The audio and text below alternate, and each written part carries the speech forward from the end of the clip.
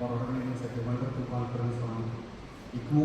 And second time I am coming here, and it's a great pleasure, and it's always a great learning opportunity to be here and participate in this.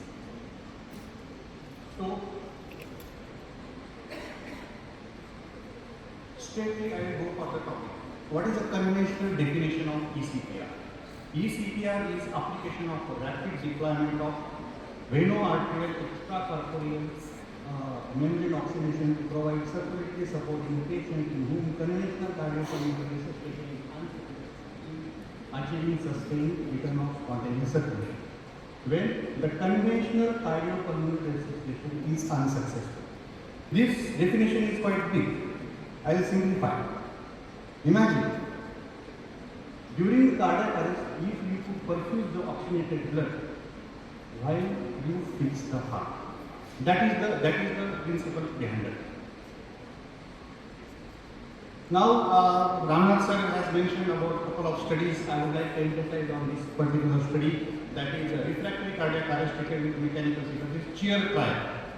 So, in refractory cardiac arrest, what we do CPR for 25 minutes, and if patient doesn't respond, we declare. But when we incorporate ECPR in this thing, you can say the survival is 56%. In other words, can I say ECPR will give 50% chances of patient chances of survival to the patient who is otherwise 100% certainly bound to die. So another particular this is the same similar type of conclusion. I can see this arrest trial. Survival to hospital discharge is monitored in this particular study, and by conventional survival is 7%, while when we incorporate ECPR, survival is 43%. And this is a beautiful study. I would like to share you that this is outcomes of extracorporeal cardiopulmonary resuscitation program for out of hospital cardiac arrest in Spain, which shows up to 29.6% overall survival. And survival is better when initial rhythm is shocking. So my point is, now see this is the famous, I think Ramnath sir also shown this particular thing, this particular video. This is Louvre Museum in Paris. Okay. So ECPR happening there. So ECPR can happen in a museum of France, then why can't it happen in emergency department of India?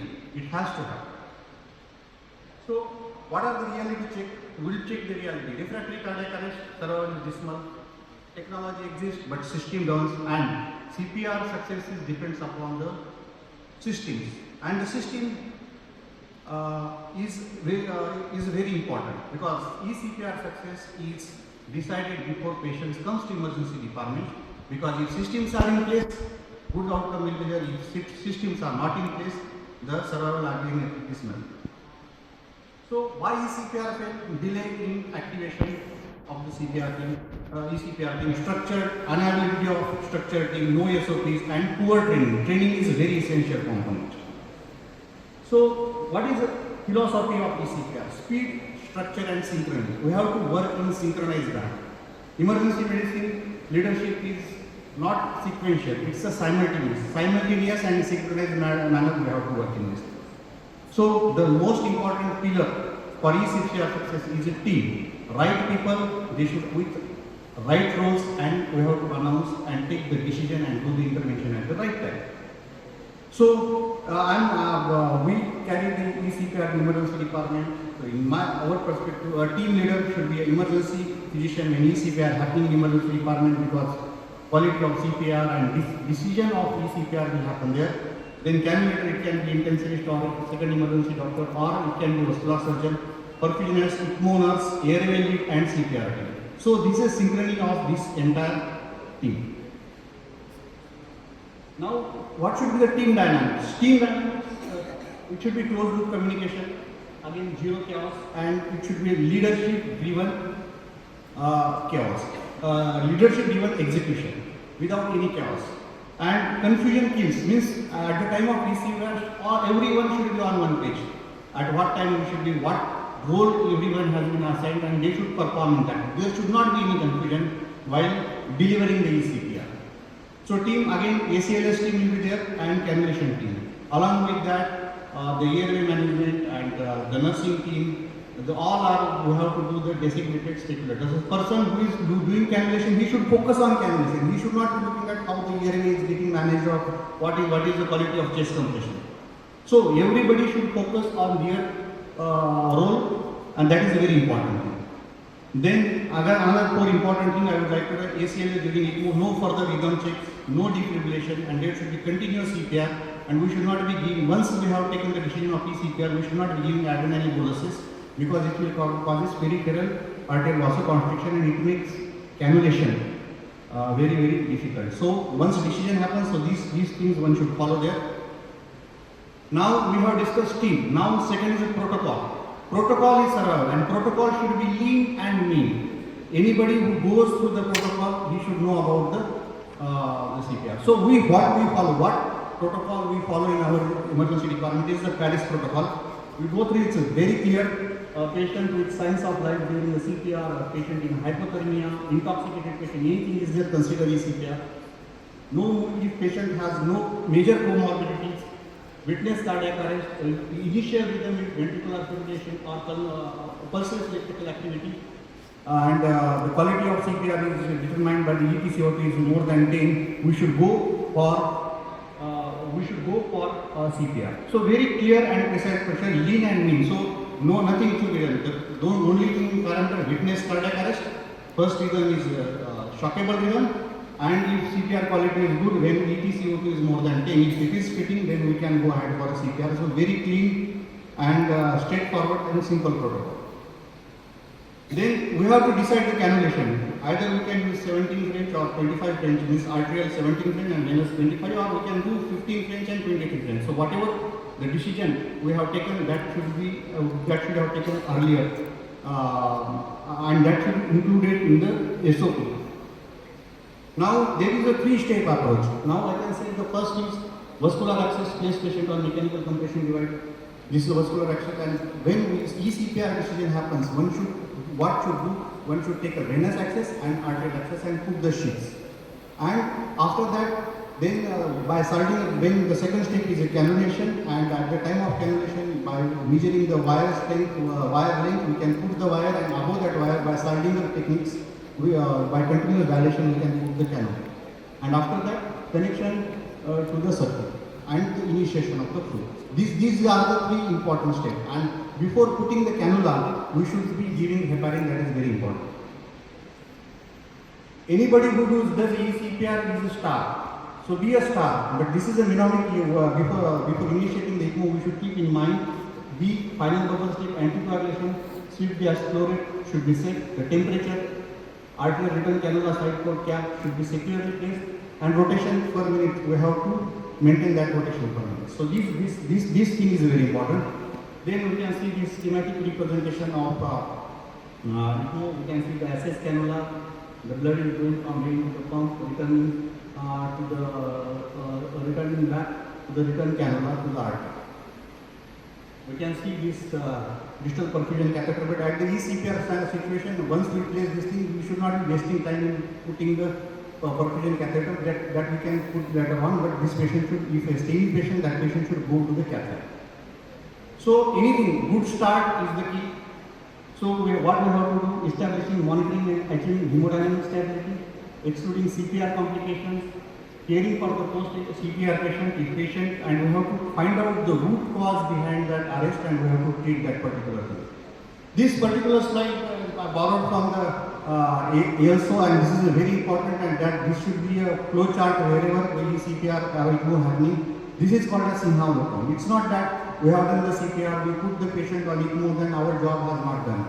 We have to go through all these things. We have to take we have to put the targets, the neurological target, cardiovascular target, pulmonary target, systemic anticoagulation, renal, and we have to maintain that. If ECG, ST segment elevation, that patient should go to catheter.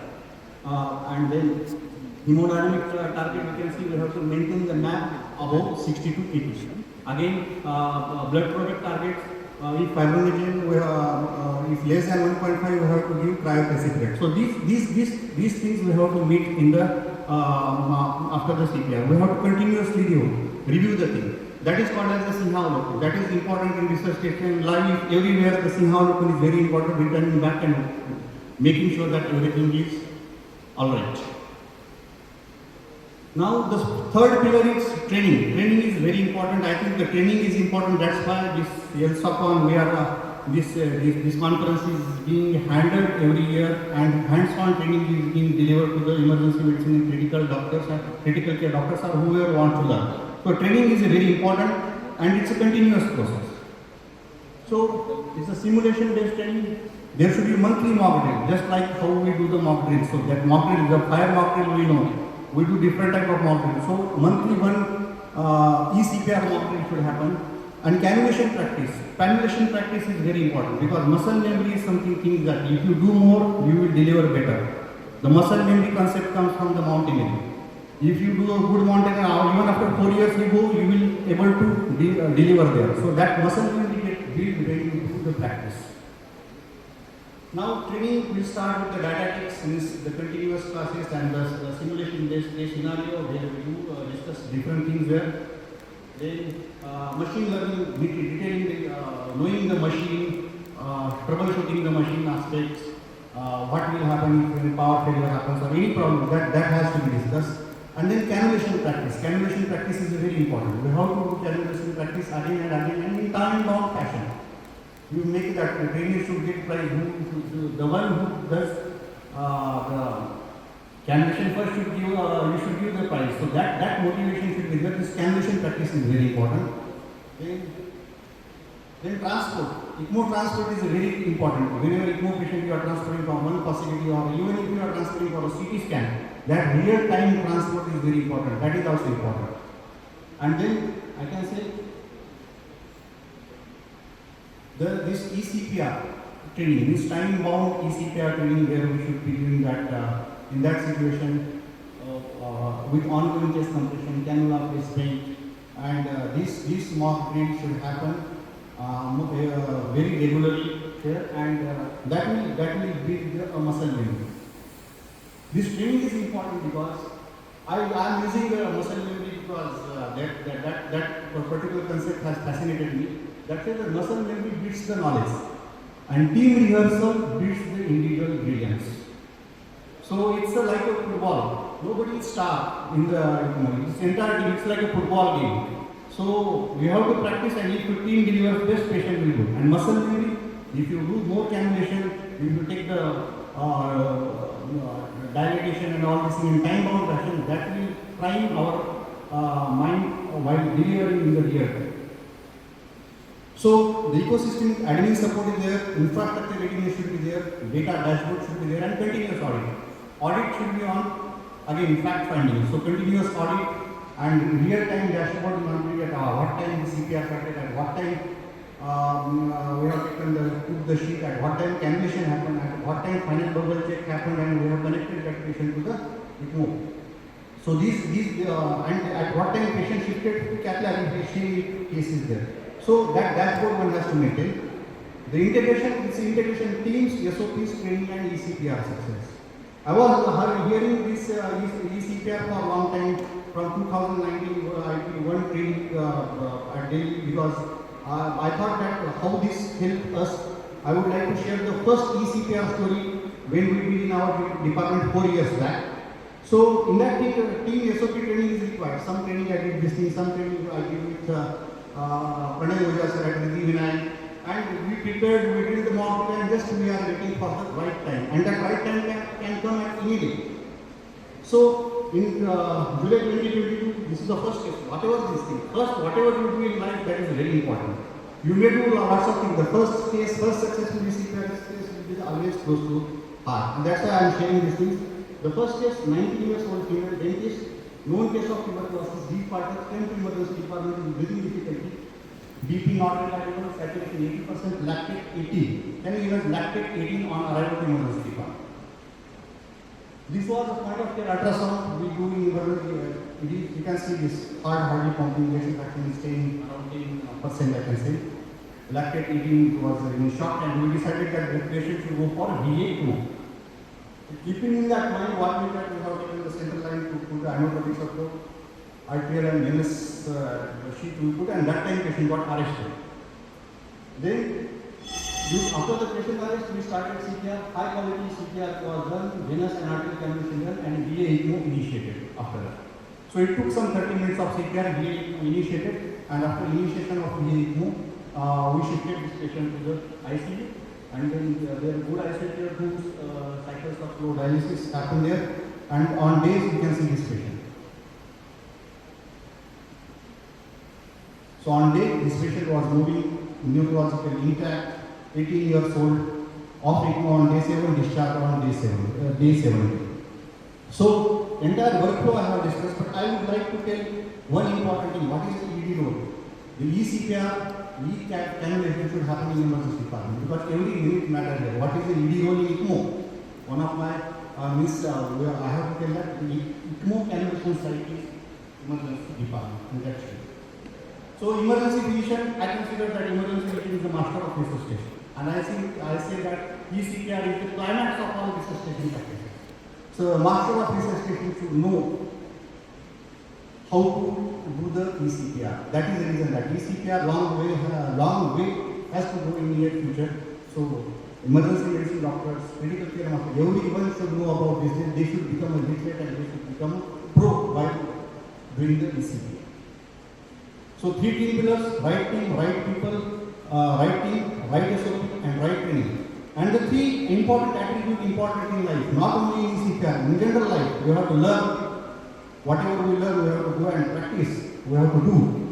And after everything, we have to improve. If you do this with simply, I think that success is inevitable. So, mountaineering is one of my passion, and I correlate mountain and emergency medicine very closely. When we select a mountain or a summit, we learn about the mountain. What are the routes? What are the climate there? Then we prepare ourselves. We lose the weight. We increase our aerobic capacity. We check the right equipment, and then do some mock drills, and then we should do some Reiki by going in that area. We summit some smaller mountain around. And finally, we go ahead, and if we do such methodical approach, summit happens in mountaineering, and ECPR success happens in real life. Thank you very much. I also take an opportunity to invite you all for 28th National Conference on Society for Emergency Medicine in India, MCON 2026. This will be one of the biggest ever academic emergency medicine event India has ever seen. As an organizing chairman, I invite you all to be there. Thank you very much.